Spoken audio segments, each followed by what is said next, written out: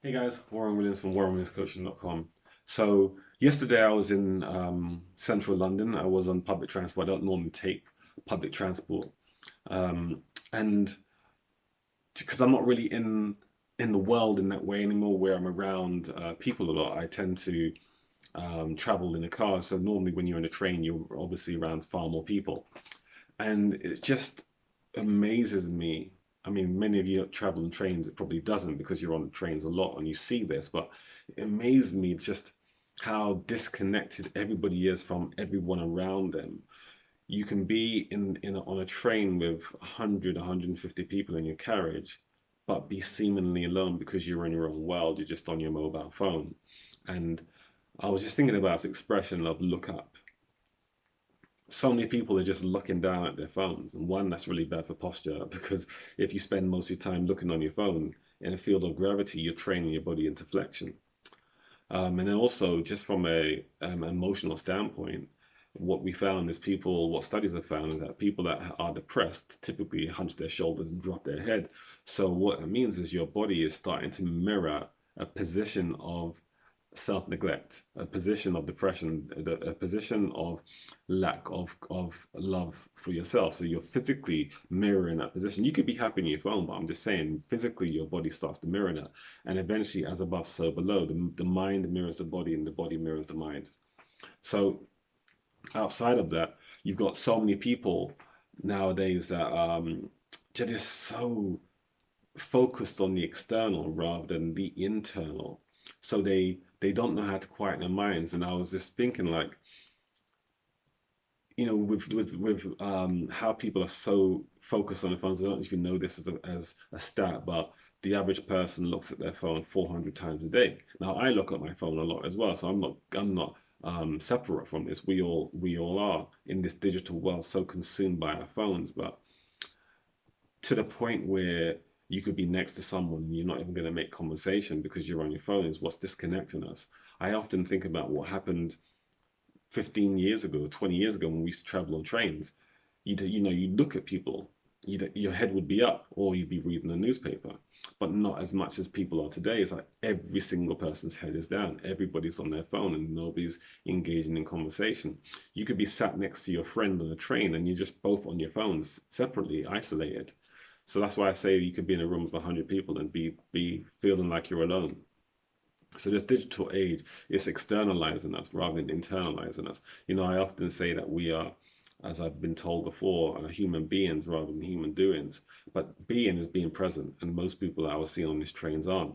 Another thing I kind of wanted to talk about with disconnection is I was with my friend Hannah Dalsgaard the other day when I went to West End, and we were looking at some of the women that were walking on the roads, and I commented to her. I was like, a lot of these women, they spend so much time putting their makeup on and making themselves look perfect, like the perfect clothing, the perfect attire, the perfect eyebrows, the perfect makeup, and all this sort of stuff, beautifying themselves.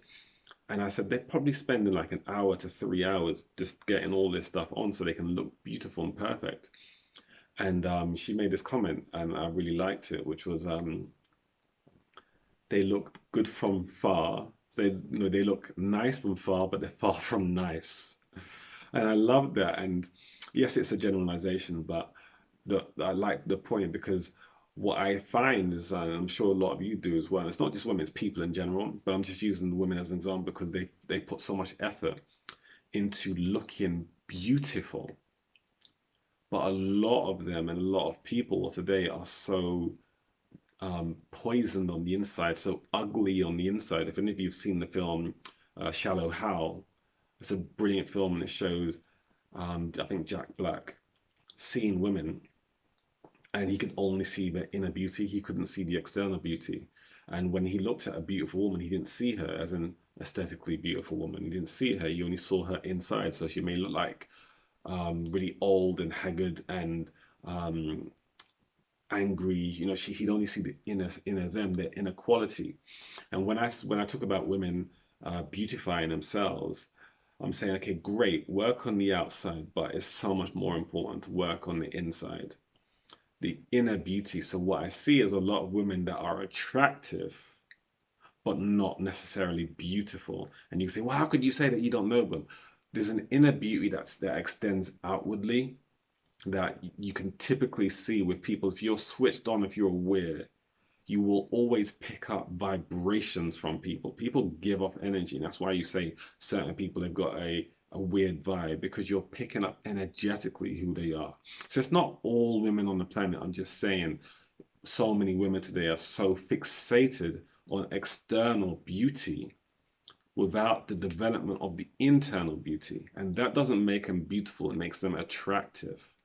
A beautiful person is a beautiful soul, somebody who has worked on their inner self, has developed character, morality, values, who is able to love people as much as they can love themselves, and is able to not see disharmony or disconnection, doesn't see someone who's rich or someone who's poor and think that there's a benefit to one or the other. They still see them both as human beings. And so it's not just about women. It's just, I couldn't use men as an example for external beauty in that sense with makeup, because most men don't use makeup. But it's the same with men. There's a lot of men out there that they spend their life in the gym working on their muscles because they don't have a personality, as an example. The point here is just the disconnection in humanity, where we are so externally based, whether it's men in gym trying to just focus on getting a six pack and thinking that they can get a relationship because they've got a nice car, or they've got a big house, or they've got chains around their neck, without developing the inner self. Or women that do the same thing. They go to the gym, they've spent time, an hour or two on their makeup, because they're focused on the external and there's no inner connection.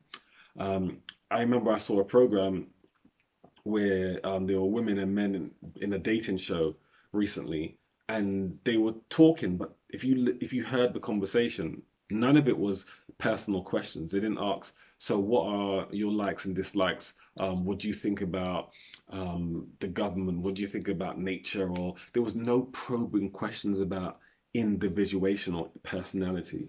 It was more externalized, such as, what parties do you go to? What job do you have? It was such external stuff. And then they said, oh, I really got to know that person. I'm like, no, you didn't. You got to learn what they do, not who they are. And you got all these apps nowadays. I'm not going to give those apps shout out, those dating apps, fast dates. It's like we're so external. We're moving away from humanity and just becoming desensitized. This has to change.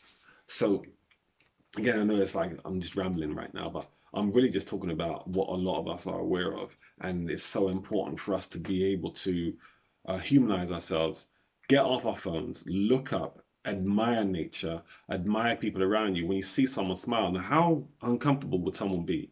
Think about it nowadays. You sat across the room from someone on the train, or in a coach on the train, and you just smiled at that person. How often does the person smile back, or how comfortable would the person feel? If you're in a lift, everybody's just on their phone. Well, take your eyes away from your phone and for a second and look up. See how many people look uncomfortable because you're looking directly in their eyes, because they just don't know how to connect. These are the things that we need to start doing, because we are losing touch with humanity. We are losing the race for the humankind. And a lot of this is because of these externalizations that we focus on with our inner development of self. So I just wanted to share that. Post your comments, any thoughts that you guys have, because this isn't just me, this is a we. We all have our thoughts and comments about humanity and where we are going. This is just one subject. And I'd love to hear you guys' comments. Peace.